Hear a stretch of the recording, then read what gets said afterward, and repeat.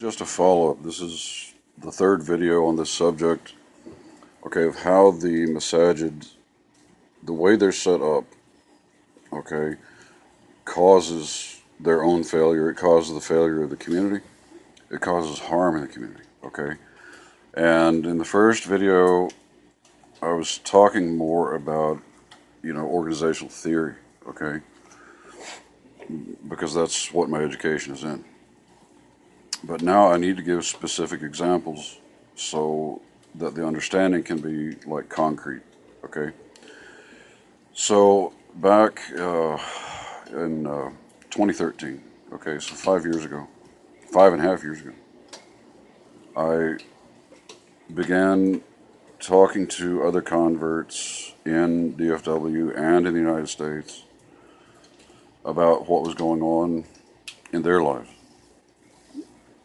And I spent, several months, probably 6 months or more, doing this, and it actually ended up really like an expansive case study, okay? Because I read, thousands of messages and discussions and conversations, okay? Which honestly is the most extensive research into the lives of converts that's, been done anywhere. And in late 2013, then a few of the converts here locally decided we wanted to get together. And we went to Dar el Iman in Arlington and told them that we wanted, all we needed really was for them to unlock the back room that nobody uses so we could have our meeting back there. That's all we needed, okay? And so I submitted to them, the proposal and, whatever. And the board and the president, okay, forced us then to have a meeting with a very nice man, okay, very sweet man, but he was like their, chairman of the New Muslims Committee, okay? All right. And so we had a couple of meetings. He was a very sweet guy, but, okay, he's not a convert. And in the discussions, I could see, okay, he's a very nice man, but he doesn't get it. Okay, I am a convert. I have lived the life of a convert. At that time, we're talking about, 26 years of experience, okay, as a convert. And we had a group of converts, and we knew exactly what the hell we need to do. But the masjid board had appointed someone to be the decision maker and the chairman. And so I sent a message back to him and said, this isn't going to work. We have to be able to conduct our own meetings, okay? And we don't need anybody dictating to us. And they, the Mr. President got all offended and literally told us, okay, you're not welcome here. Okay, and that's not the first time it's happened, because I posted this on Facebook and I got a message from a convert community in Tennessee said that's exactly the same thing that happened to us here. Okay? So here you have the very mission of Allah's deen and the people we are the mission of the deen. And we know what we're doing.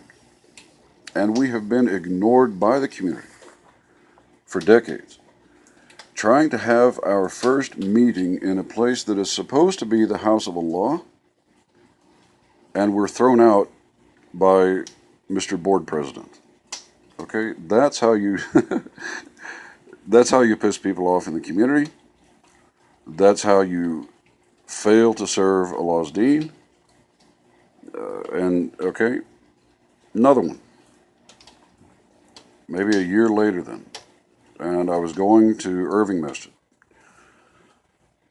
because I had been told, well, they have some convert activity over there. And I went over and I found out what they had really was an Islam 101 class, which is going through a book that any convert would finish like within a week.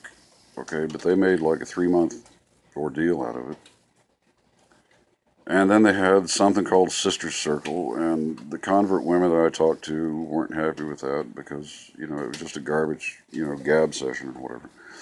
But they had a, what they called a reverts committee, okay?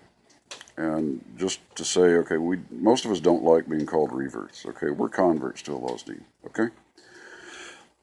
And so I began meetings with them and even went up a level to their Dawah committee and presented the facts on what actually has to be done to solve the serious problems that converts live in. And they, instead of escalating and raising it up to the board, they de-escalated it and sent the issue back down to a 25-year-old boy from India who they had appointed, to be the head of the reverts committee, who has zero experience as a convert. When I'm standing in the room and there are other converts with 25, 30, and 35 years, we know more about being converts than the 25 years that Indian boy had living on this earth. And yet he is the one supposedly making the decisions. And I remember in one meeting, I went up to the whiteboard and wrote out, what had come out of my research. These are the problems that converts face, I mean, we were the ones in the room who know what we're doing. And it got shut down, by a 25-year-old boy from India. Okay, and that's the stupidest. Okay, that's how dumb the masaajid are. Okay, and now, from what I heard, ICI is in a total state of collapse. Okay, and they deserve to be.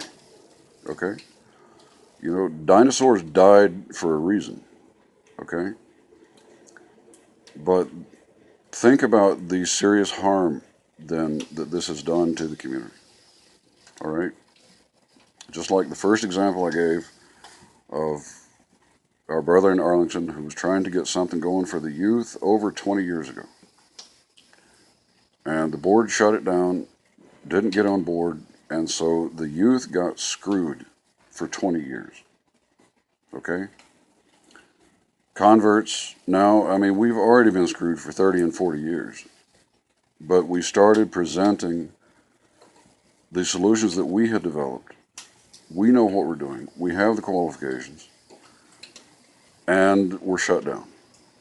Okay? No cooperation from the masajid. Okay? This is not Islam. This is the opposite of Islam. Okay? This is not doing the mission of Rasulullah. This is doing the mission of Iblis. And, yeah, oh, that just sounds extreme. Okay. When you drive people away from the place that's supposed to be the house of Allah, and you destroy the mission of Allah's deen, don't tell me I'm being extreme by saying that you've done the work of Iblis. You have. Maybe it wasn't deliberate, maybe it was. But that's the reality of it, and you're going to face that Yom Qiyamah. Okay? Very serious. Okay, so please go back and review the other videos. Jazakumullah khair.